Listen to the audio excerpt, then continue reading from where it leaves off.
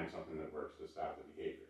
It's very important to note in that they're so intelligent that when you mark the behavior, the bad behavior, the naughty behavior, you issue that, so I can say it now because rude isn't her word. I could say, Kenzie, rude.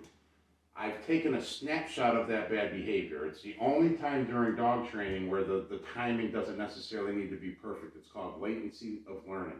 And that latency of learning actually will allow them to associate the intolerable act with that behavior, even if it doesn't happen instantly. So if you're not utilizing this, or it's not even available to you at that time, let's say Kenzie goes and does something else and completely stops doing that behavior. When the intolerable act is administered, she automatically makes the association from when you mark the behavior with rude or your marker word, and she'll understand.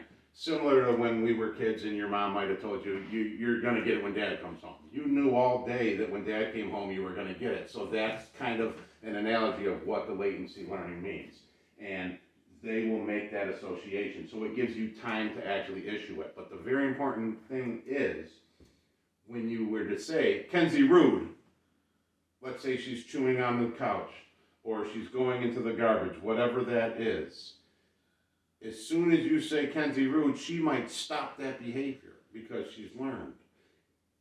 You might just say Kenzie before rude even comes out, she's already there. That's why I always use her name prior to the marker word, because again, we want to distract away from the behavior that's occurring. So if she's chewing on the couch and I say, Kenzie, rude, she's going to turn and look at her name, rude. I've just taken a verbal snapshot of that behavior. Now she knows, okay, I did this. She may stop doing that behavior. She might actually even go and do something else. So as owners, we're automatically going to have the false assumption that, wow, this works.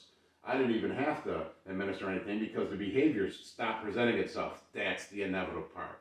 You have to follow through. Even if Kenzie stops chewing on the couch from the marker word and you think everything's all well, it's not. You have to follow through.